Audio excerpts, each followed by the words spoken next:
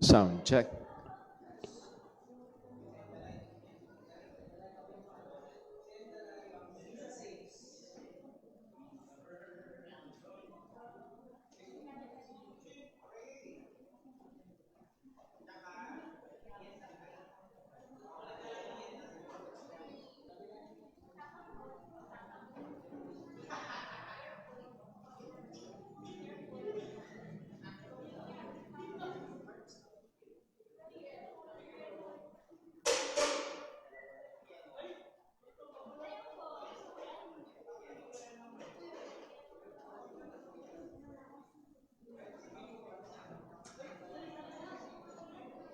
Sound check.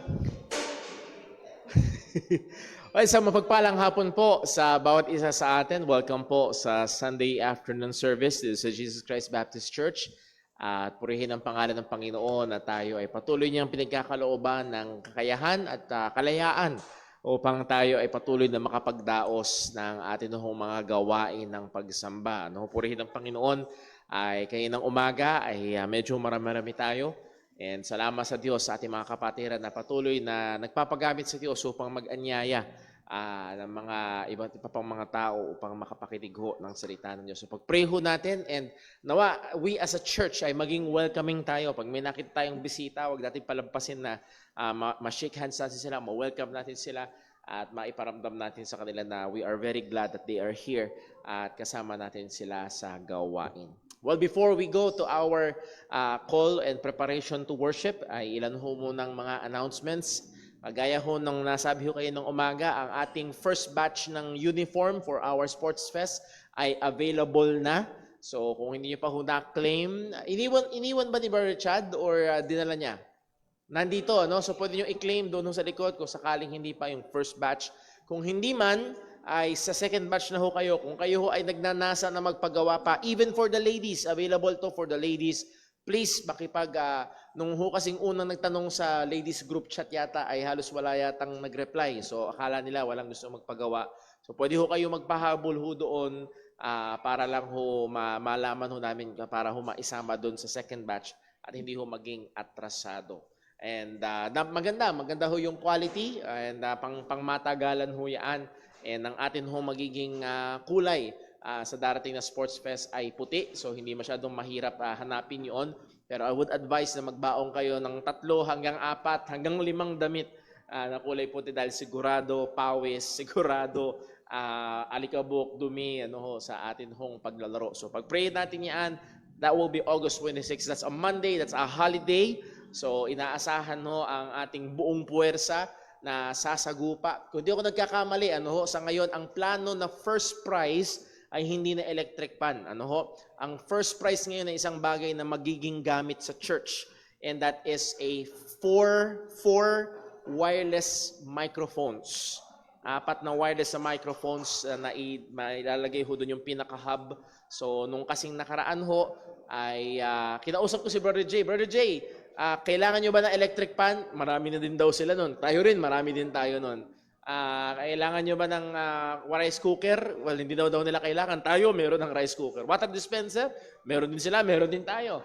And so, talagang ito paglalabanan natin. Paglalabanan natin. And hopefully, hindi na tayo second place. So let's go after the first place naman with brotherly love. Amen?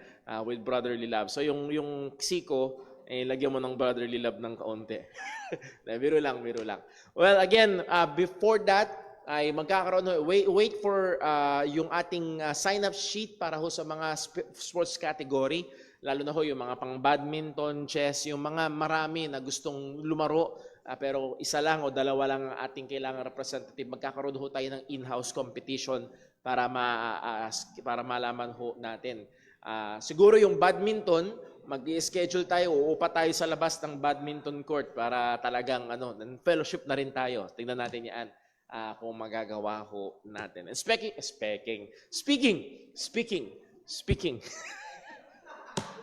Speaking of fellowship, couples fellowship, mamaya po yan, 5 to 7 p.m. So kung kayo ho ay available, napakahalaga, napakaganda, kailangan natin hong lahat ng pamilya kahit ho ang inyong anak ay malalaki na at may sarili ng pamilya, kailangan nyo pa rin ho ito. Ang sisimulan nating pag-aaralan ay patungkol sa godly parenting. Godly parenting. Kailangan na kailangan ho natin at nawa ay tayo ay gabayan ng salita ng Diyos patungkol ho sa napakahalagang gawain po na ito.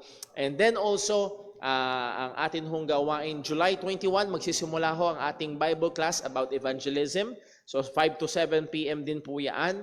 And then ka-alternate ho doon ay yung ating Pika-Pika Fellowship. I would like to encourage you mga kapatid na yung naging Pika-Pika Fellowship, napakaganda. Iba-ibang tanong, iba-iba talagang tanong from ano ba yung mga example ng tanong nung nakaraang Sunday? Mula sa ligawan hanggang sa ano pa ba? Divorce. Ligawan pa lang, tapos may divorce. Ano pa? Mga LGBT and kung ano-ano pa na mga theme at wala actually particular na ano. So kung meron kang mga biblical questions, even ang hindi lang ho isa yung magsasalita, talagang tignan ho natin kung merong, again, dahil we do not claim any monopoly of wisdom dito sa church. So kung meron ho tayong mga kaalaman, pwede nating i-share. At isang magandang informal setting ho yun habang kumakain tayo. Amen? So yun yung isang masarap ho doon. Kaya pika-pika, pick a question and pick food. And yun ho ay masarap na fellowship. So pag-pray ho natin yun, nawa gamitin ng Diyos sa lalo hong ikakatamis ng fellowship ho ng ating iglesia. So that covers our announcements and reminders. At nawa ho ay patuloy nating ipanalangin ang kapayapaan at pagkakaisa natin. And then mamaya ho ang ating hong prayer meeting pagkatapos ng ating second service. With that, tayo ho ay dumako sa ating paghahanda sa pagsamba. Nagkaroon tayo ng sandali ng tahimik at personal na pananalangin. At tingin natin ang tulong, gabay at pagsiyasat ng Panginoon sa atin upang tayo ay maihanda sa pagsamba sa Kanya. Let us pray.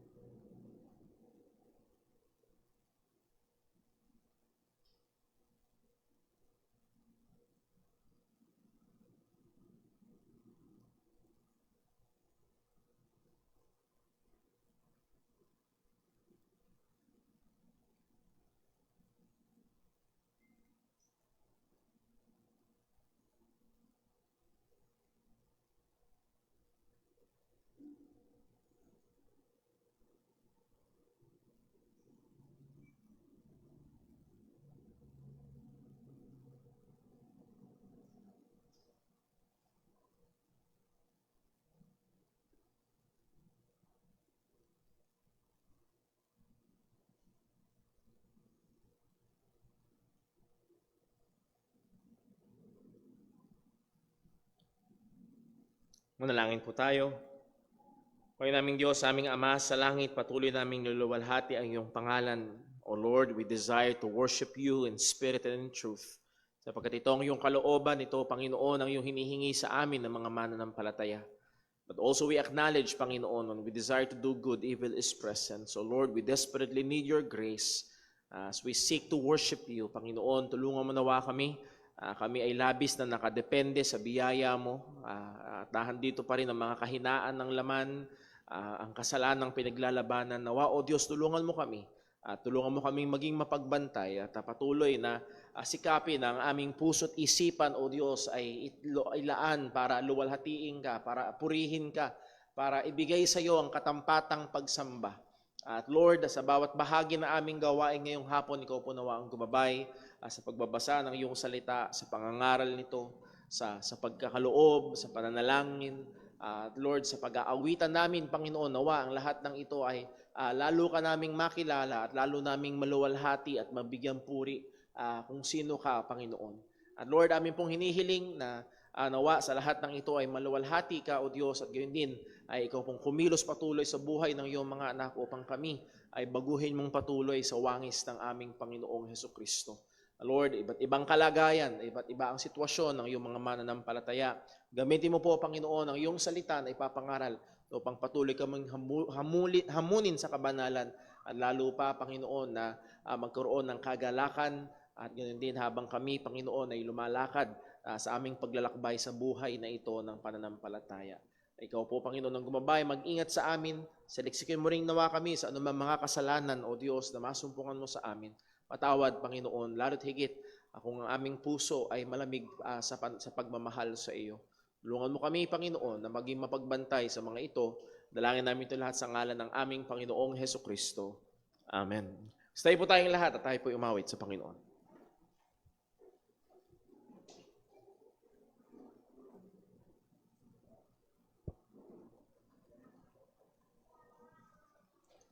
At tayo po umawit sa Panginoon. At po natin, Send the Light.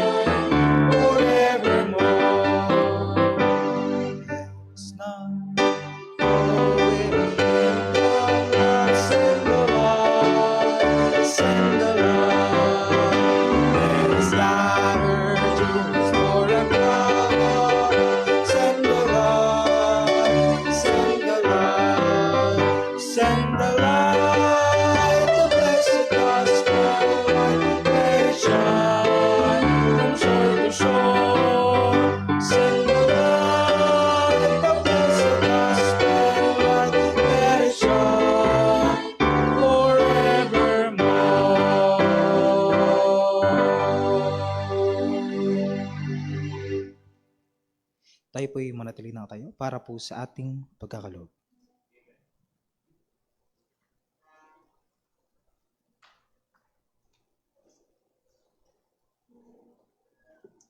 Para po sa Bible passage for giving, sabay-sabay po natin basahin ang 2 Corinthians chapter 9 verse 6 to 8.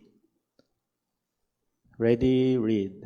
But this I say, he which soweth sparingly shall reap also sparingly, and he which soweth bountifully shall reap also bountifully. Every man according as he purposeth in his heart, so let him give, not grudgingly or of necessity, for God loveth a cheerful giver. Is able to make all grace abound toward you, that ye, always having all sufficiency in all things, may abound to every good work. Tayo po'y manalangin. Aming Diyos na dakila, na pangyarihan sa lahat, patuloy kaming lumalapit sa inyo, papakumbaba, at kinikilala kami ay isang marbing basahan lamang sa inyong harapan, Panginoon.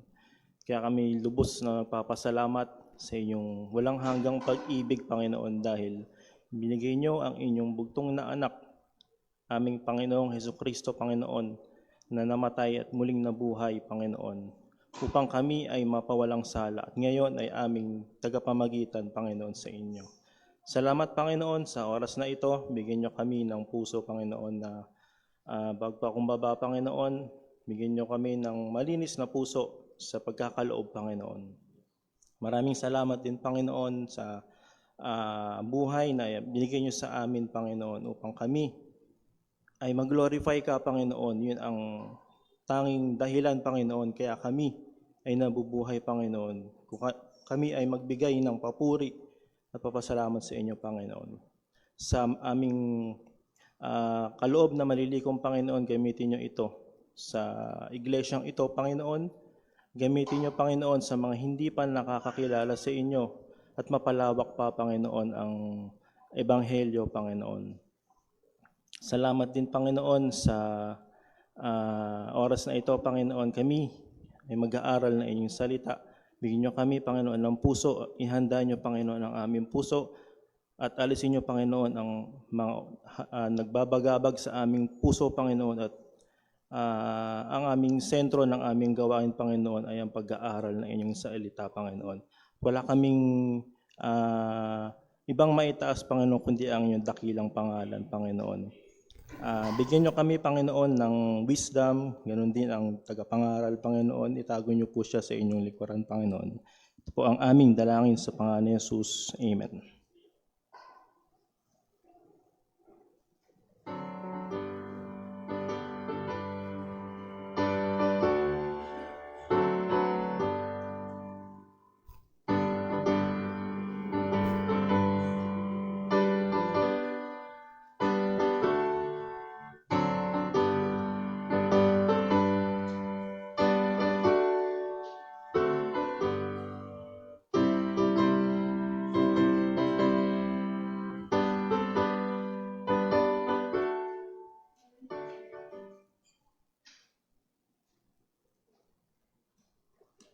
Muli po tayong mawit sa Panginoon. Nawitin po natin, Jesus Saves.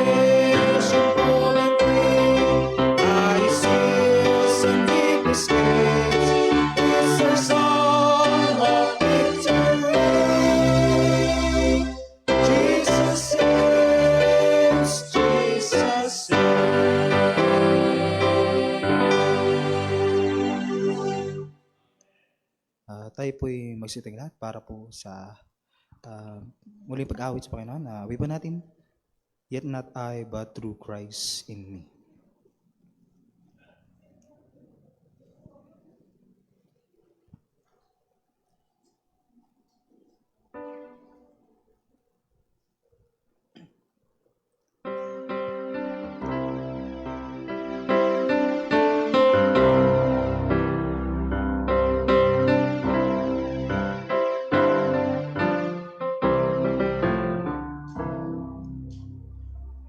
Give of grace is Jesus my Redeemer. There is no more for heaven now today. He is my joy, my righteousness and freedom, my steadfast love, my deep and boundless peace. To this I owe, my hope is only Jesus. For my life is only bound to Thee.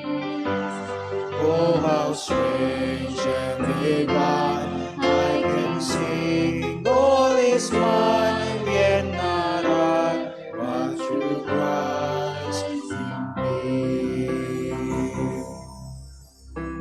The night is dark, but I am not forsaken. For by my side, the Savior, He will stay. I labor on in weakness and rejoicing. For in my need, His power is displayed. To this I owe, my shepherd will defend me. Through the deepest valley He will lead. Oh, the night has been won, and I shall overcome, yet not I, but through Christ in me. No fate I dread, I know I am forgiven. The future sure, the price has been paid. For Jesus bled and suffered for my pardon, and He was raised to overthrow the grave. To this I owe, my sin has been defeated. Jesus now and ever is my King. Oh, the chains are released, I can sing, I am free, yet not I, but through Christ in me. With every breath, I long to follow Jesus, for He has said that He will bring me home. And day by day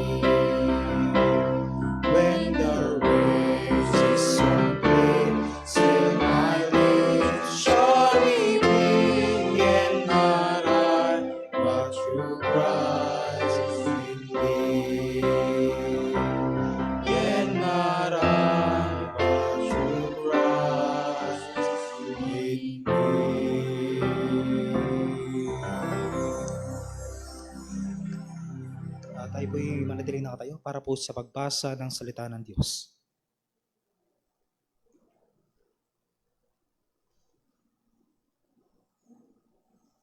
Tayo po ay magpatuloy na magpuri sa Panginoon sa pamamagitan po ng pagbasa ng kanyang pong mga salita.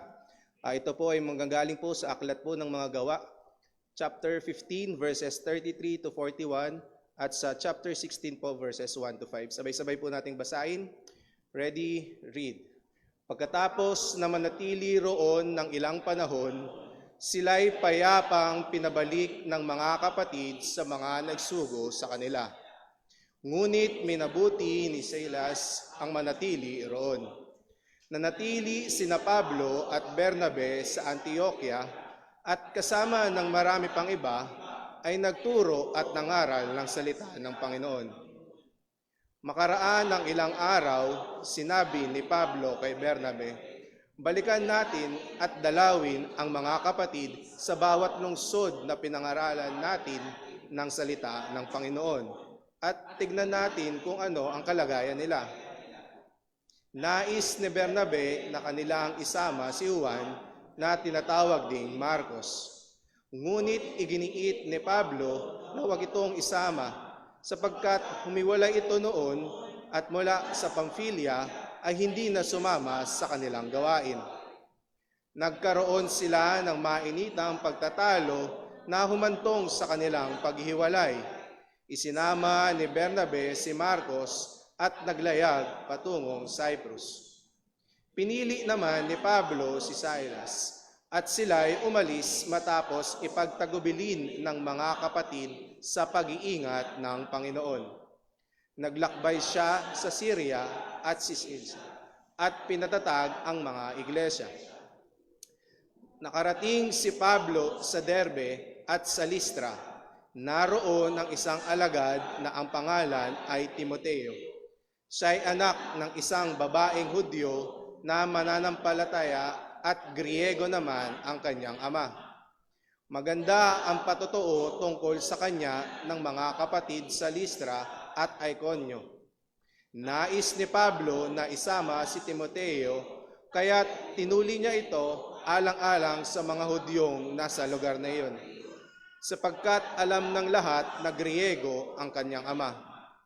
Sa kanilang paglalakbay sa mga lungsod, ipinababatid nila ang mga katuroang napagpasyahan ng mga apostol at ng matatandang tagapamahala sa Jerusalem.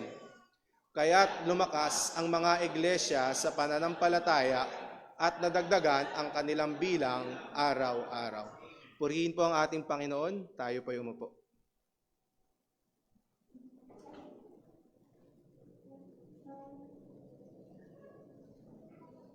Magandang hapon po sa bawat isa.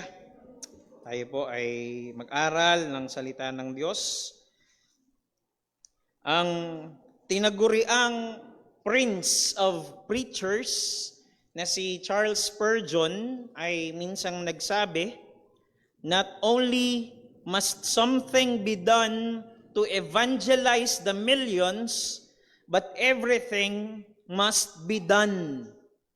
Hindi lamang yung maipaabot sa milyong-milyong mga tao ang ebanghelyo, kundi kailangan nating gawin ang lahat ng kaya at maaari nating gawin upang maipakilala sa mga tao si Kristo. Sa pag-aaral natin ngayong hapong ito, nais ko pong makita natin mula sa salita ng Diyos na meron tayong responsibilidad na inaatang sa atin ng Panginoon. Hindi ito madali. Hindi madali itong responsibilidad na ito. Hindi madali ang pag-iebanghelyo, pero nararapat natin itong gawin. Ang magiging buod ng ating mensahe ngayong hapong ito ay dahil sa habag ng Diyos sa mga makasalanan, ay binigyan niya tayo ng responsibilidad na maipaabot ang ebanghelyo sa mga taong wala pa kay Kristo. Tayo po'y sumaglit na manalangin at tumingin ng paggabay sa ating Panginoon. O Diyos naming dakila, aming Ama na makapangyarihan sa lahat, kami po'y lubos na nagpapasalamat at nagpupuri sa iyo, Panginoon, na muli ay binigyan mo po kami ng pagkakataon na sama-samang magsamba Sama-samang magpuri sa iyo, Panginoon, at sama-samang mag-aral ng iyong mga salita. Nawa, O Diyos, ay patuloy mo po kaming tulungan. Patuloy mo po kaming gabayan. Ikaw ang siyang maging tagapagturo po, Panginoon namin. Ikaw ang siyang may kapangyarihan na magbukas ng mga puso, magbigay ng kalinawan sa aming mga paningin at maging sa aming mga tainga. Na sa aming pag-aaral ay makita namin, Panginoon, ang mga mensahe na nais mong ituro sa amin, Panginoon. At lalo tigit, makita namin ang kadakilaan mo at makita namin na karapat-dapat ka na aming sundin, na aming paglingkuran at gawin kung ano man ang kalooban mo para sa amin. Tulungan mo kami, O Diyos, na sa aming pag-aaral ay makapagbigay po kami ng kaluwalhatian sa iyo. Lahat ng ito ay aming samot dalangin sa matamis at makapangyarihang pangalan ng aming Panginoong Jesucristo. Amen at amen. Ang pag-aaralan po natin ay the components of a biblical evangelism. Ang mga kasangkapan ng isang biblical na pag-iebanghelyo. Well, una sa lahat, we know mula sa salita ng Diyos na ang isa sa mga pangunahing mandato nating mga mananampalataya ay ang ipangaral at ipalaganap ang ebanghelyo.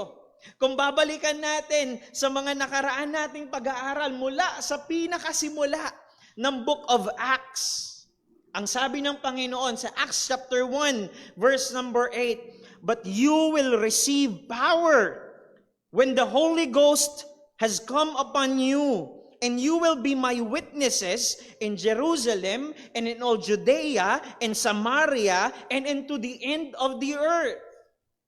Makikita natin dito na noon pa man, base mismo, mula mismo sa bibig ng ating Panginoong Jesucristo, na ang mga disipulo, ang mga apostol, at maging ang iba pang mga mananampalataya or ang lahat ng mga mananampalataya ay inatasan ng Diyos na tayo'y maging mga saksi ng ating Panginoong Jesucristo. Ibig sabihin nito, na tayong mga mananampalataya ang magsisilbing tagapagpatunay ng lahat ng biyaya, kabutihan, katapatan, kadakilaan at habag ng Diyos na kanyang ipinakita sa pamamagitan ng kanyang anak, ang Panginoong Jesucristo. At mga kapatid, sa pag-aaral natin ng Book of Acts, makita natin na ang maging saksi ni Kristo at ang pag-iebanghelyo ay hindi madali. Hindi madali. If you remember sa ilang mga chapters na napag-aralan natin, nakita natin na ilang beses nang nakulong ang mga apostol. Maraming mga pagkakataon na nalagay sa alanganin ng kanilang mga buhay. Actually, sa pag-aaral natin, ilan na sa kanila ang pinatay. Remember si Stephen, pinagbabato hanggang mamatay for the sake of the gospel. Si Apostle James, pinugutan ng ulo. Well, maaaring hindi pa nila napatay si Apostol Pablo, pero pinagbabato nila. Kinaladkad palabas ng bayan sa pag-aakalang patay na siya. Isama pa natin ang maraming mga mananampalatayang nakaranas ng matinding pag-uusig. Hindi madali. Ngunit sa kabila ng lahat ng ito, nakita natin na hindi naging hadlang ang lahat ng ito. Hindi naging hadlang ang mga pag-uusig. Hindi naging hadlang ang rehas ng kulungan at mga tanikala. Hindi naging hadlang ang paghihirap at maging ang kamatayan man ay hindi naging hadlang para magampanan nila ang kanilang responsibilidad na maging mga saksi ni Kristo. At patuloy na isulong ang ebanghelyo. The point is this, mga kapatid. Ibinigay at itinaya ng mga unang mananampalataya ang kanilang mga buhay para lamang makilala ng mga tao si Kristo at marinig ang ebanghelyo. Kaya, wala tayong anumang pwedeng maging dahilan na maupo lamang, na manatili sa ating comfort zone at hindi ipakilala si Kristo sa mga tao. Ang maipakilala si Kristo sa pamamagitan ng ating mga bibig at maging sa pamamagitan ng ating buhay ay ang pangunahin nating responsibilidad bilang mga mananampalataya. At ngayong hapong ito, ay pag-uusapan natin, ano nga ba yung mga elemento, ano nga ba yung mga sangkap, yung mga nilalaman ng isang biblikal na paraan ng pag-iebanghelyo. Well, paano mo matatawag na karpentero ang isang tao? Una, siyempre, yung kaalaman niya sa pagkakarpentero. Dapat may alam siya sa pagbuo ng mga bagay sa pamamagitan ng kahoy. Pero hindi sapat ang kaalaman lang. Pangalawa, dapat mayroon siyang abilidad. Hindi lamang niya basta alam, kundi alam niya rin kung paano ito gagawin. At mahalaga rin na gusto niya yung kanyang ginagawa. Ano? Dahil kung hindi, baka puro back job na lang ang mangyari sa kanyang proyekto. At siyempre, ang karpintero ay merong mga kagamitan na ginagamit sa pagkakarpintero. Andiyan ang lagare, ang martilyo, mga gamit na panukat at iba pa. Ganon din sa ating mga mananampalataya. Alam natin na ang trabaho natin, ang responsibilidad natin ay ipalaganap ang ebanghelyo. Pero tulad ng isang karpintero ay merong mga elemento, merong mga sangkap na dapat ay alam natin at meron tayo upang magawa natin yung biblikal na paraan ng pag-iebanghelyo.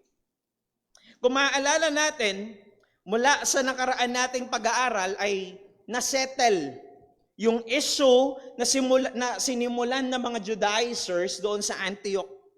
Nagturo sila ng katuruan na ang kaligtasan ay merong kasamang pagsunod o pagganap ng kautusan. Na sinasabi nila ang mga mananampalatayang hentil ay dapat magpatuli bilang pagsunod sa kautusan. But we know na this issue was settled doon sa church sa Jerusalem. Sa pamagitan ng Jerusalem Council, kasama ang mga apostol, ang mga elders or mga pastors ng Jerusalem Church, at kasama ang ibang mga leaders ng iglesia. At anong verdict? Ano naging hatol?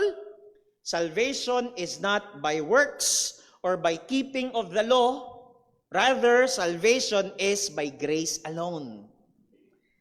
Kaya bumalik sina Pablo at si Barnabas sa Antioch, kasama sina Judas at si Silas para ibalita sa kanila yung napagkasunduan doon sa Jerusalem.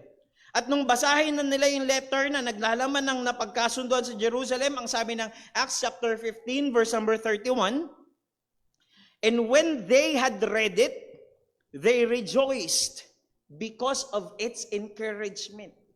Yung katotohanan na salvation is by grace alone ay naging encouragement sa mga mananampalataya. At ito'y lubhang ikinagalak nila ng mga hintil doon sa Antioch. At ang sabi ng sumunod na mga talata, verses 33 and 35, and after they had spent some time, they were sent off in peace by the brothers to those who had sent them. But it seemed good to Silas to remain there, but Paul and Barnabas remained in Antioch, teaching and preaching the word of the Lord with many others also. So ang sabi dyan ng talata, after some time ng pagstay nila doon sa Antioch, pinabalik na silang muli doon sa Jerusalem. Pero ang sabi ng talata, nagstay doon si Pablo at si Barnabas. Now, ang sabi diyan sa verse number 34, ang sabi doon, pati rin daw si Silas ay nagstay. Ayan ang sabi ng verse number 34. Pero actually, itong laman ng verse number 34 ay wala sa ESV. Pero naroon sa King James Version. Well, bakit ganoon? Dahil una, sa earlier manuscripts ay wala itong verse 34. Kaya nga hindi ito isinama ng mga mas bago o mas modern translations tulad ng ESV, at naglagay lamang sila ng footnote na itong verse na ito ay matatagpuan sa ibang mga translation.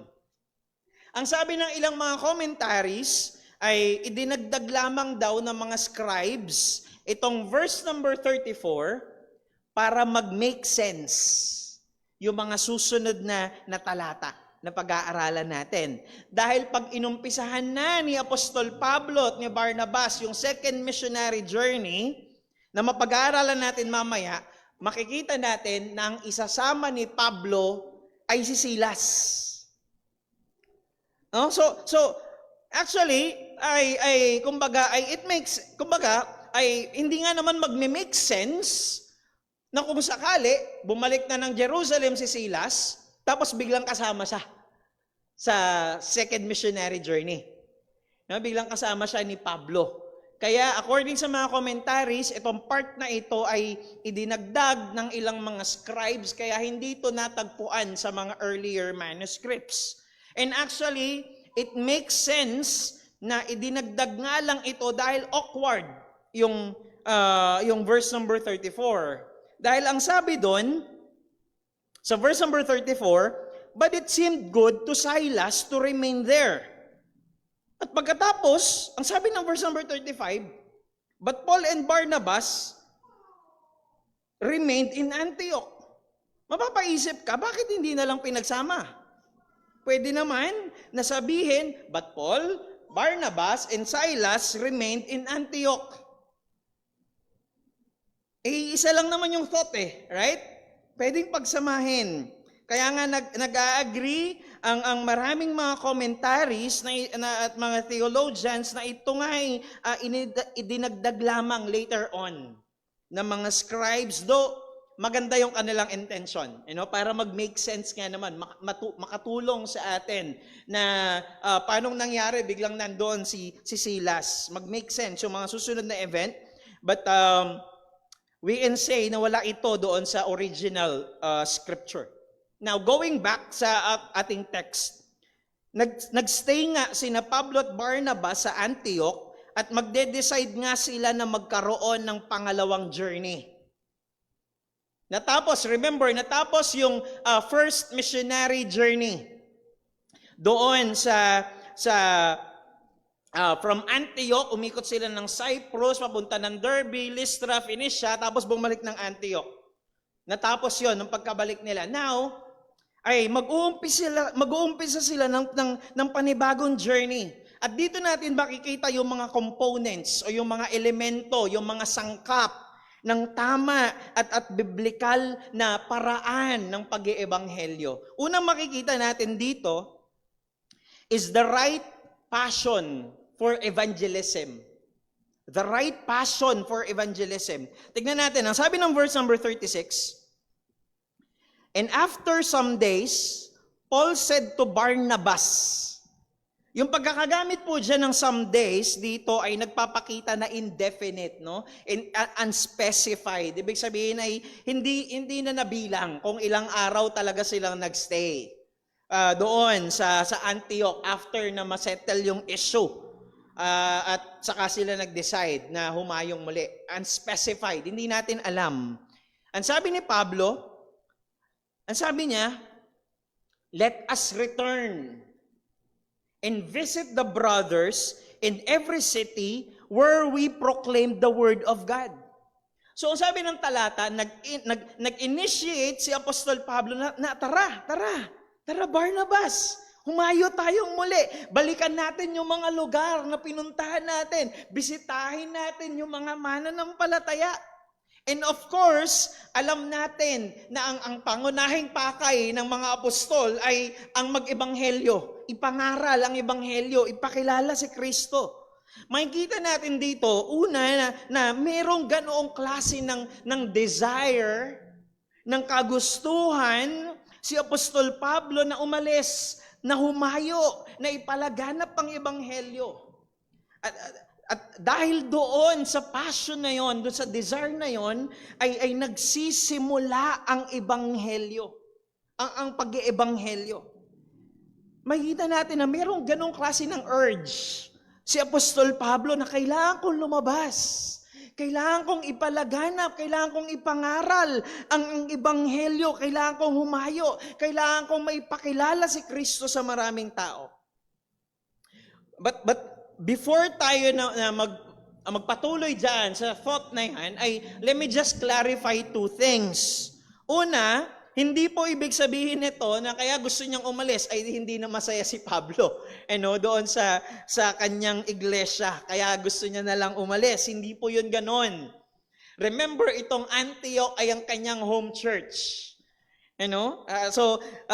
Alam natin na hindi maaari na dahil hindi na siya masaya doon. Dahil after all, hindi naman nagkaroon ng anumang problema na makikita natin sa mga nakaraan nating pinag-aralan. Pero sa kabilang banda, alam ni Pablo na ang primary mission niya ay ipalaganap ang ebanghelyo sa marami pang mga hintil. At pangalawang clarification, hindi natin sinasabi na sa labas lamang ng church nagagawa ang evangelism. Actually, preaching itself is evangelism. So kung tutuusin, magagampanan ni Pablo yung kanyang responsibility to evangelize kahit hindi siya umalis ng Antioch. Okay? Pero hindi lang kasi yun na basta lang gusto niyang makalis, na basta lang gusto niyang makahayo. Ang passion ni Apostol Pablo ay makita niya na ang mga makasalanan ay lumalapit kay Kristo.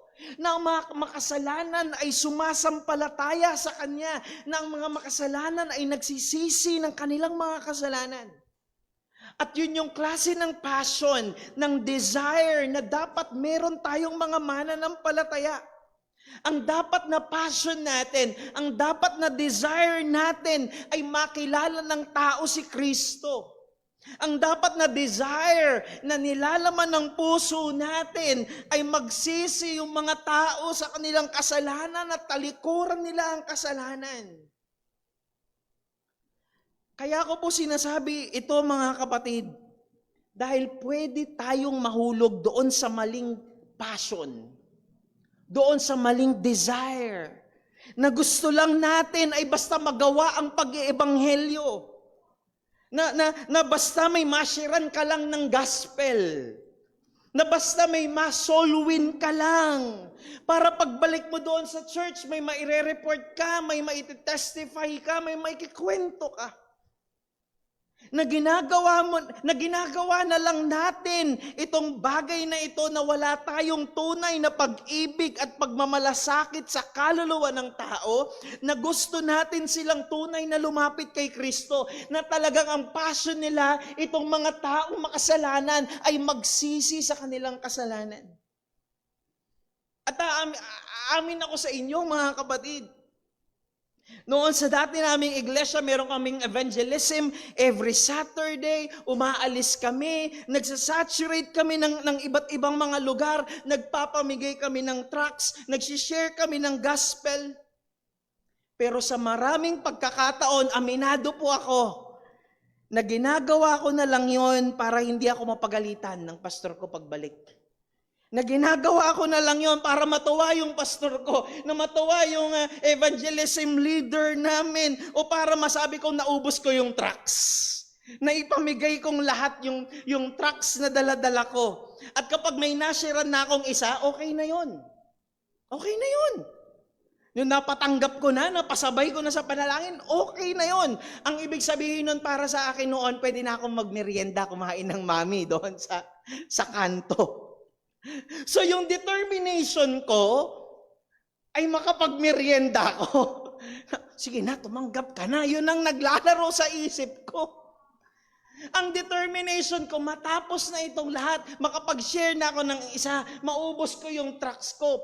Without that kind of passion na sana itong taong ito tunay na makilala si Kristo at magsisi sa kasalanan. Ang kailangan natin ay yung tunay na passion para sa mga makasalanan.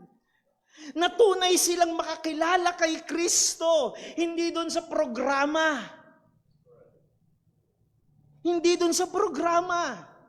kundi yung right desire, right passion na itong mga taong ito'y sumampalataya kay Kristo at magsisi sa kanilang mga kasalanan. Why? Bakit? Dahil yung ganitong passion ay reflection ng mismong desire ng ating Panginoon sa mga makasalanan. Ang sabi ng 2 Peter chapter 3 verse number 9. 2 Peter chapter 3 verse number 9. The Lord is not slow to fulfill His promise, as some count slowness, but is patient toward you. Not wishing, not willing that any should perish, but that all should reach repentance. Kita nyo, ang mahabaging Diyos mismo ay merong ganong pagnanais na ang mga makasalanan ay hindi mapahamak, kundi sila'y magsisi sa kanilang mga kasalanan. At dapat itong desire na ito ng Panginoon ay isalamin natin, i-reflect natin itong desire na ito towards sa mga makasalanan. Ang palagi nating i-strive ay abutin ng ebanghelyo ang mga tao. Abutin ng ebanghelyo yung mga mahal natin sa buhay. And yes mga kapatid, sa maraming mga pagkakataon na ibabahagi natin ang ebanghelyo. Kapag in-apply na natin yung ating mga matututunan sa evangelism class, maraming mga pagkakataon na i-reject ng tao yung ipapangaral nating ebanghelyo. And let me tell you, maging yung mga mahal mo sa buhay mismo ay hindi makikinig sa'yo. I-reject ang ebanghelyo. Pero nais kong makita natin na yung kanilang rejection ng gospel ay bunga ng kasalanan. But that doesn't mean na ikaw rin paiiralin mo ang kasalanan. What do I mean? Anong ibig kong sabihin? Kung i-reject man ng mga tao, o lalo higit na mga mahal natin sa buhay ang ebanghelyo, huwag tayong maglalagay ng puwang sa puso natin na bahala na kayo dyan. Doon na kayo sa impyerno. Ayaw nyo naman kay Kristo eh. No! Huwag nating aalisin yung desire na yon, yung passion na yon sa puso namin na maaring hindi man ngayon. Nawa ay kahabagan pa rin sila ng Panginoon. Keep that desire. Hindi porket ni-reject nila yung gospel, ay binibigyan tayo ng justification na magkasala na rin sa puso natin. Doon na kayo sa impyerno. No. Hindi dapat ganon ang puso nating mga mananampalataya. Dahil ganon ang pag-ibig ng Diyos. He is not willing. He does not desire. He is not willing that any should perish, but that all should come to repentance. And we should reflect that. Dapat nating isalamin itong pag-ibig na ito at habag ng Panginoon. And again, soon, magkakaroon tayo ng evangelism class. And the main purpose nun ay para ma-equip tayong mga mananampalataya. Kung paano ba natin ibabahagi ang ebanghelyo. Pero ngayon pa lang mga kapatid, let's build that kind of passion. Let's build that kind of desire sa puso natin na ang mga tao, ang desire natin ay makilala nila si Kristo. Ang desire ng puso natin ay magsisi sila sa kasalanan, talikuran nila yon. Whether i-reject nila or tanggapin nila ang ebanghelyo, yung passion na yon ay hindi dapat magbago. Kundi dapat nating ipanatili, i-keep, i-guard sa ating mga puso. Pangalawa, una, the right passion. Pangalawa is the right priority of evangelism. The right priority. Balikan natin yung talata sa verse number 36. And after some days, Paul said to Barnabas, let us return and visit the brothers in every city where we proclaim the word of the Lord and see how they are.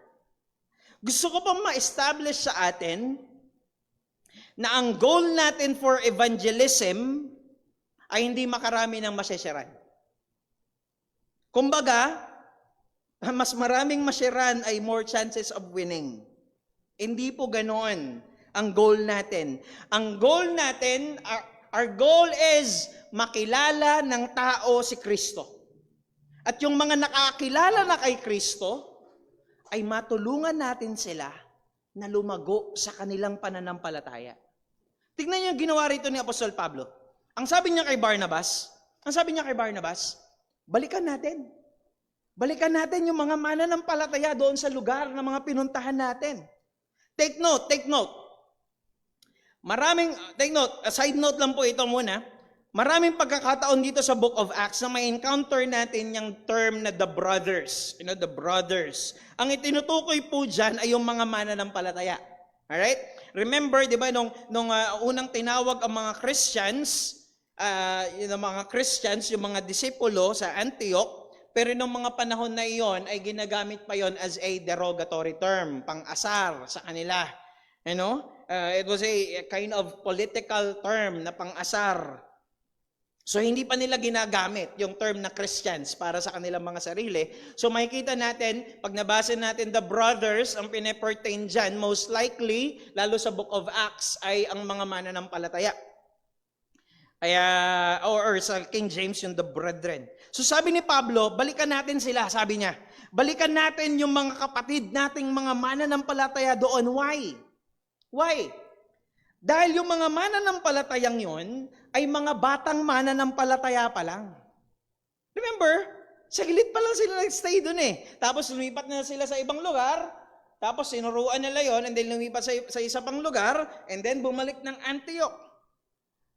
Na kung titignan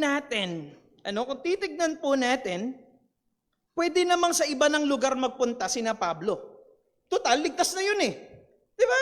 Mananampalataya na yun eh. Ligtas na yun. Yung nando sa Cyprus, yung nando sa Phoenicia, nando sa Lystra, sa Derbe, sa Pisidian Antioch, lahat yun eh. Ligtas na yun. So pwede na nilang pabayaan.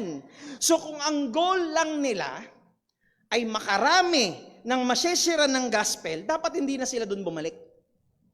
Dapat sa ibang lugar naman. Pero hindi. Dahil ang priority natin sa evangelism ay hindi lamang basta makarami tayo. Well, kung pagkakalooban tayo ng maraming audience para may pangaral ng ebanghelyo, why not? Purihin ang Panginoon. Pero hindi yun ang priority natin. Mga kapatid, hindi tayo rito nagpaparamihan. Hindi competition ang evangelism. Na paramihan lang ng masosolwin, paramihan lang ng mai-invite sa church. No. Ang priority natin ay hindi magparamihan, kundi maipakilala natin sa mga tao si Kristo. At kung loobin man ng Panginoon na meron tayong mabahagian ng ebanghelyo, may masyesharan tayo ng gospel, pagkatapos nun, makikitaan mo siya ng mga senyalis ng pananampalataya, sila na ngayon ang magiging priority natin. We will continue to share to them the gospel, aalagaan natin sila, gagabayan natin sila, at tutulungan natin silang lumago sa pananampalataya. Ito kasi yung problema sa maraming mga evangelical churches sa panahon natin ngayon. Merong mga nagko-conduct ng mga so-called evangelistic crusades or evangelistic meetings or services na ang goal nila ay makapag-invite ng maraming mga tao na makinig ng ebanghelyo. Yung karamihan dyan sa mga evangelistic crusades ay, to tell you, naka-attend na ako ng ilang mga ganyan, talagang humahakot sila ng libo-libo. Ng libo-libong mga tao. Imagine yung Quirino Grandson, I don't know kung familiar kayo doon, yung harapan nun ay napupuno nila. For the sake of evangelistic crusade. Na walang masama doon. Wala pong masama doon. Actually, maganda nga yun na maraming tao, right? Maraming tao yung makarinig ng ebanghelyo.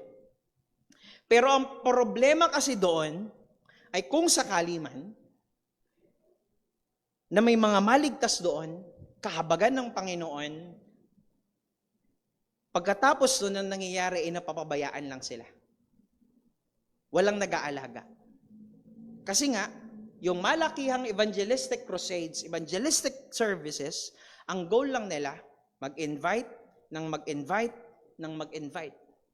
Hindi ganun ang disenyo ng evangelism. Hindi yun ang evangelism. Tulad ng ginawa rito ni Apostol Pablo, our priority should be to share the gospel. At kapag nananampalataya na sila, hindi doon matatapos. Hindi porkit tumanggap na, sabihin natin, nakikitaan mo na ng senyales ng pananampalataya, tapos na. No. Hindi yun ang evangelism, kundi magpapatuloy tayo na turuan natin sila ng ebanghelyo, ipapakilala natin sa kanilang lalo si Kristo, tutulungan natin silang lumago sa pananampalataya until such time na yung ginagawa mo ay sila naman din yung gagawa. Kumbaga ay capable na rin sila na mag-reproduce. Ang sabi nga ni Pablo sa Colossians chapter 1 verse number 28. Colossians 1 verse number 28. Him we proclaim, the Lord Jesus Christ, warning everyone and teaching everyone with all wisdom. Ano yung purpose? That we may present everyone mature in Christ. Ang priority natin ay hindi magparami o makarami. Kung pararamihin tayo ng Panginoon, papuri sa Diyos. Kundi ang priority natin ay mabahagian natin ang ebanghelyo ang mga tao. Minsan isang araw ay maiharap natin sila sa Diyos na lumalago o lumago ang kanilang pananampalataya kay Kristo. Pangatlong bagay na makikita natin dito is the right personnel for evangelism. Hindi lamang tayo dapat mayroong tamang passion, yung tamang desire na ang mga tao ay makilala si Kristo at magsisi sa kasalanan. Nakita natin ang priority natin ay itong mga taong itong sumasampalataya na kay Kristo, na sila'y maalagaan, na sila'y mapalakas sa kanilang pananampalataya. Pero ang tanong, sino ba yung mga dapat na personnel o mga gumagawa nitong pag-iebanghelyo? Sino ba dapat? Puntahan natin yung mga talata. So nag-decide na nga sina Pablo at si Barnabas na umalis at muli ay mag-journey. So okay na silang parehas, ano? Okay na parehas si Pablo at si Barnabas na balikan natin. Okay, sige, settled. Balikan natin yung mga mananampalataya doon sa mga churches na na-establish natin. Kaso ito ang problema. Sabi ng verses 37 to 39, now Barnabas wanted to take with them John called Mark. But Paul thought best not to take with them one who had withdrawn from them in Pamphylia and had not gone with them to the work. And there arose a sharp disagreement so that they separated from each other. Barnabas took Mark with him and sailed away to Cyprus. Sabi doon ng talata, ang gusto ni Barnabas, isama nilang ulit si John Mark. Remember, anong ginawa ni John Mark noon? Di ba? Iniwanan niya sila. Umalis siya. Doon sa kanilang first mission trip, doon sa Cyprus. For some reason, ay iniwanan sila ni John Mark. At maaaring hindi acceptable yung kanyang reason ng pag-alis at kanyang reason ng pag-iwan sa kanila. Kaya ganun na lang yung tumanim na kaisipan kay Apostol Pablo na kung iniwanan tayo niya noon, hindi malayong iwanan lang din tayo niyan sa susunod. So hindi talaga okay. Para kay Apostol Pablo na isamang muli itong si John Mark. Kaso si Barnabas, pinsan niya nga kasi itong si John Mark. So gusto niya talagang isama. Marahil kasi para mapagbigyan. Kumbaga mabigyan pa ng isa pang pagkakataon. Mabigyan ng second chance itong batang ito na ma-prove yung kanyang sarili. So si Barnabas gustong-gusto niya talagang isama si John Mark. Pero si Pablo ayaw. Ayaw ni Pablo. Kaya ang sabi ng verse number 39, and there arose a sharp agreement. Sharp agreement. Yung pagkakagamit dyan ng sharp agreement sa Greek, paroxysmos, nagpapakita yan na yung disagreement nila, sharp disagreement, no? Sharp agreement pala sinabi ko. Sharp disagreement. Ang sabi yung pagkakagamit dyan ng term na sharp disagreement, yung pagkakagamit dyan ay nagpapakita na may kasamang violent emotions. So sabihin na natin, nagkasamaan talaga ng loob dito at this point in time. Nagkasamaan ng loob sina Pablo at Barnabas dahil lang kay John Mark. Dahil lang kay John Mark. Kung isasama ba siya o hindi. Kumbaga, nag-cause naman ng problema. Noong una, iniwanan sila. Ngayon, nag-cause ng problema. At ang sabi ng talata, dahil dyan, nag-separate sila. Naghiwalay sila ng landas. Yun ang sabi ng verse number 39. They separated from each other. Barnabas took Mark with him and sailed away to Cyprus. So, naghiwalay sila. Sinama ni Barnabas si John Mark at nagbiyahe na sila patungo doon sa Cyprus. At kung pag-aaralan ninyo ang Biblia, hindi na po ulit nagkasama pang muli sina Pablo at si Barnabas sa anumang ministry after this. Kumbaga hindi na sila naging mag-partner mismo sa ministry. Pero ang sabi ng salita ng Diyos, nag-reconcile pa rin naman sila. Nagkaayos pa rin sila. And actually, sa 1 Corinthians chapter 9, ay kinument pa nga ni Pablo yung ministry ni Barnabas. So makita mo na nagkaroon ng masabi natin nagkaroon ng patawaran sa isa't isa. And even si John Mark ay ilang beses na binanggit ni Pablo sa kanyang mga epistles na kanyang valued co-laborer. Co-laborer. Nababanggit niya. At hindi lang yon, si John Mark ay nag-mature na rin eventually. At nakatuwang pa siya ni Apostol Pedro. At si John Mark ay sumulat ng isa sa mga gospel books, the Book of Mark. So sabi dyan, naghiwalay sila ng landas at this point. Sina Barnabas at John Mark ay nagtungo doon sa Cyprus. Samantalang si Pablo naman, sabi ng verses 40 to 41, but Paul chose Silas and departed. Yun yung sinasabi ko kanina. Paano nangyaring biglang nandito si Silas, samantalang sabi kanina ay bumalik sila. So isa nga yan sa mga nakikitang dahilan bakit maaring idinagdag yung verse number 34. Having been commended by the brothers to the grace of the Lord. So sila yung na-commission. And when he went through Syria and Cilicia, strengthening the churches. So ang isinama na lang ni Pablo ay si Silas. Pero ang naging ruta nila ay sa Syria and the Cilicia. I believe hindi ko ata na-send. Sana ipapakita ko yung map for the second missionary journey para masusundan ninyo. Pero kung mapapansin po ninyo, ang sabi ng talata, ang sabi dun sa dulo, strengthening the churches. So bagamat naghiwalay sila ng landas, same pa rin yung kanilang game plan.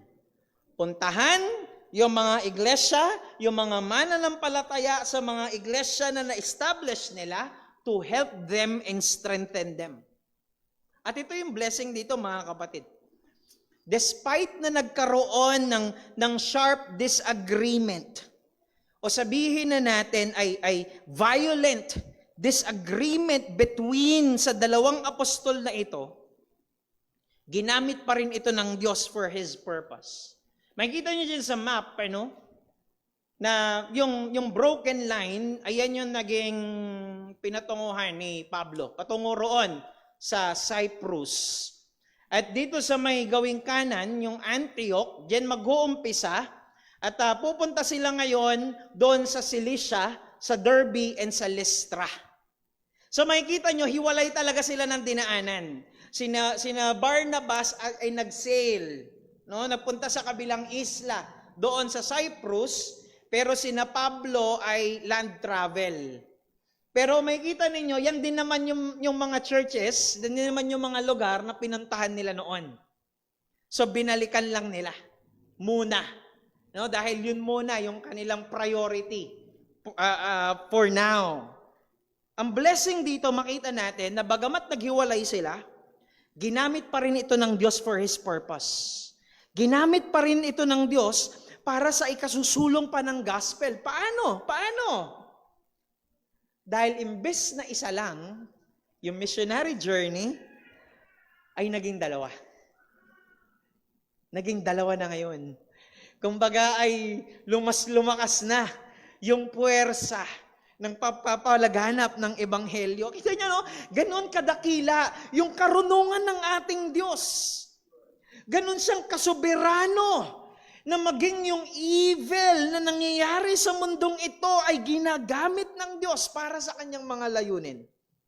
At pagdating ng chapter 16 verse number 1, yun ang sinasabi doon, nakarating ng Derbe and Lystra sa northern part. Derbe and Lystra, sina Pablo at si Silas. At pagdating nila doon, nasabi ng verses 1 to 3, but Paul came to Derbe and to Lystra, a disciple was there, named Timothy, the son of a Jewish woman who was a believer, but his father was a Greek. He was well spoken of by the brothers at Lystra and Iconium. Paul wanted Timothy to accompany him and he took him. Dito natin unang nakilala itong si Timothy. Siya raw ay anak ng isang Jewish woman, pero ang tatay niya ay isang hentil. At ang sabi ng verse number 3, gusto siyang isama ni Pablo sa kanilang missionary journey. So he took Timothy with them. Isinama niya. Actually, I think na good idea talaga tong ginawa ni Pablo. No, dahil si Timothy ay magagawa niyang mag-blend both sa culture ng mga Hudyo at ng mga Hentil. Dahil nga siya ay half Jewish and half Gentile. So magiging malaking tulong talaga itong si Timothy sa ministry ni Apostol Pablo. And not only that, hindi lang kumbaga ay makakapag-blend siya sa culture. Ang sabi ng verse number 2, he was well spoken of by the brothers, yung mga mananampalataya, at Lystra and Iconium.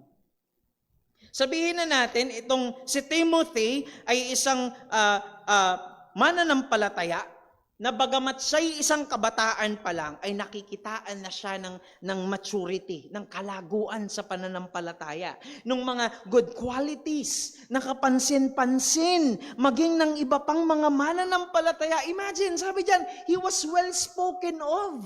Sikat siya. Pinag-uusapan siya ng ibang mga mananampalataya sa ibang iglesia. Doon sa Lystra and Iconium. Bagamat magkalapit lang ito, pero wala namang Facebook noon eh. Kumbaga wala pang Facebook noon, pero marami na siyang subscribers. Parang ganoon itong si Timothy. He was well spoken of. Kilala siya dahil sa kanyang pananampalataya, dahil sa kanyang kalaguan sa pananampalataya. Anong punto ng lahat ng ito, mga kapatid? Kung mapapansin ninyo, merong iba't ibang mga characters tayo na encounter dito sa part na ito. Si Pablo, si Barnabas, si John Mark, si Silas, at si Timothy. Well, sina Pablo at Barnabas, of course, sila yung mga apostol. Si Silas naman ay isa sa mga leaders ng Jerusalem Church. Maaring isa siya sa mga nagmi-minister doon. No? Si John Mark naman ay isang kabataang Kristiyano na makikita natin merong immaturity pa at this point in time na kailangang ma-work on. While si Timothy naman ay isa ring kabataang Kristiyano, pero sa kabilang banda ay nakikitaan naman ng kalaguan ng pananampalataya. Pero mapapansin natin na bagamat iba-iba sila ng posisyon, iba-iba sila ng antas, iba-iba sila ng kalagayan ng pananampalataya, pero lahat sila ay ginamit ng Diyos para sa kanyang layunin na maipalaganap ang ebanghelyo. Muli, babalikan natin yung tanong kanina. Sino ba yung mga dapat na personnel? Sino ba yung mga dapat na gumagawa nitong pag-iebanghelyo? Sino nga ba? Yung pastor lang ba? No. Yung mga deacons lang ba? No. Yung mga key ministers lang ba ng church? No. Kung makikita nyo rito, apostol man, pastor man, leader man, minister man, matured Christian man, o kahit yung immatured pa sa pananampalataya, matanda man, kabataan, in short mga kapatid, ang bawat isang mananampalataya ay dapat na personnel ng pag-iebanghelyo. Ibig sabihin, ang bawat isang mananampalataya ay pwede at dapat inaasahan tayo na magamit ng Diyos para sa ikasusulong pa ng Ebanghelyo. Ibig sabihin yan, mga kapatid, walang niisi man sa atin ang merong dahilan, masyado pa akong bata o di kaya dahil masyado naman akong matanda. O di kaya pwede mong sabihin, meron naman akong ibang ministry sa church yung iba na lang. O di kaya pwede sabihin, pastor ako yung mga membro, o di kaya kabaliktaran, dapat yung pastor lang. No! Ang bawat isa sa atin, kung ikaw ay tunay na mananampalataya, ikaw ay isa sa mga tamang tao na pwedeng magamit ng Diyos para sa pagpapalaganap ng Ebanghelyo. Lahat tayo mga kapatid, ay pwedeng gamitin ng Diyos. Ang lahat tayo ay dapat lang na ipagamit ang ating mga sarili sa Diyos upang mas marami pang mga tao ang makarinig ng Ebanghelyo at makakilala kay Kristo. Historically speaking, ang mga Reformed ay mayroong great history of evangelism and missions. Si John Calvin, isa sa mga proponents ng evangelism. Bukod sa evangelism, through preaching and counseling, pinopromote ni John Calvin na mag-train pa ng maraming mga preachers and missionaries of the gospel. Si Charles Spurgeon was an evangelist. Bukod sa pangangaral, ay nag-start din siya ng maraming mga evangelistic and charitable organizations. Bagamat si John Wesley ay isang Methodist at siya yung nag-spark ng Great Awakening, pero ang central figure ng Great Awakening na nangyari noong 1800 sa Amerika ay sina Jonathan Edwards at si George Whitefield na kapwa mga adherents ng Doctrines of Grace. Sila at ang marami pang iba na kapag tumingin tayo sa kasaysayan, makikita natin na noon pa man ay kilala na tayong mga mananampalataya sa larangan ng pagpapalaganap ng Ebanghelyo. History tells us that evangelism is our identity. Ito yung ating pagkakakilanlan na tayo ay mga mananampalatayang nagsusulong at nagpapalaganap ng Ebanghelyo. Kaya nasa atin ang hamon ngayon na bukod sa paglago spiritually, that's good. Bukod sa paglawak, bukod sa paglalim ng ating mga kaalaman theologically, that's good. Bukod doon ay meron din tayong responsibility na ipahayag at ipalaganap ang Ebanghelyo at ipakilala si Kristo sa mga taong nasa kasalanan at tawagin natin sila sa kanilang pagsisisi. Uli mga kapatid, hindi madali ang pag-ebanghelyo. Pero kailangan nating gawin. Kailangan nating gawin itong responsibilidad na ito na iniatang sa atin ng ating Panginoong Jesucristo. Tayo po ay manalangin.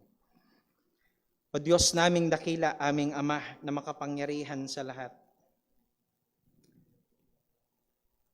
O Diyos, salamat po. Salamat dahil Ikaw ang aming dakilang halimbawa ng ganoong desire, ng ganoong passion na ang mga makasalanan ay makilalang ang aming Panginoong Jesucristo. Na ang mga makasalanan ay hindi mapahamak, kundi sila ay dumating doon sa punto na sila ay magsisi sa kasalanan. Nawa, Panginoon, tulungan mo po kami, bigyan mo po kami nawa ng ganoong passion para sa mga makasalanan. At tulungan mo kami, O Diyos, na nawa ay magkaroon kami ng ganoong desire na maipakilala si Kristo sa marami pang mga tao. Hindi kami nakaasa sa aming mga sarili, O Diyos. Hindi kami nakaasa sa aming abilidad. Hindi kami nakaasa sa aming galing. After all, Ikaw, aming Diyos, ang siyang nagliligtas. Hindi po kami. hindi ang aming abilidad, hindi ang aming galing, hindi ang aming convincing power, kundi ikaw, Panginoon, ang siyang nagliligtas.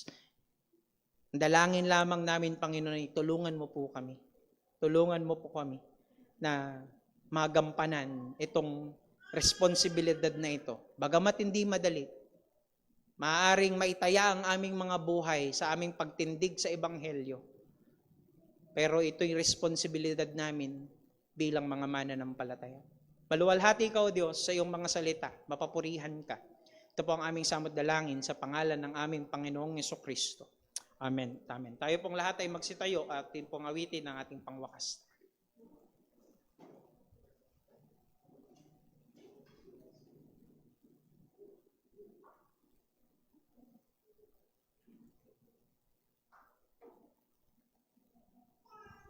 Tayo po ay mawit sa Panginoon. Awitin po natin, Victory in Jesus.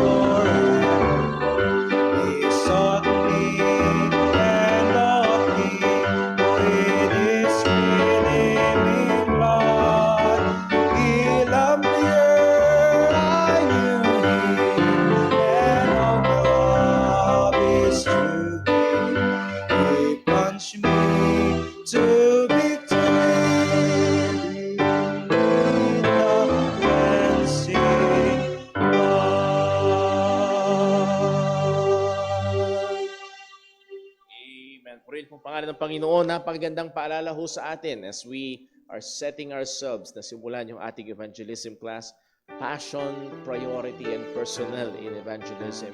At awa tayo bilang mga mananampalataya. Hingin natin sa Panginoon, Lord, bigyan mo ako ng passion, bigyan mo ako ng burden. Hindi lang natin tignan ng mga tao sa kanilang physical at material na kalagayan, kundi consider din natin yung kanilang spiritual na kondisyon.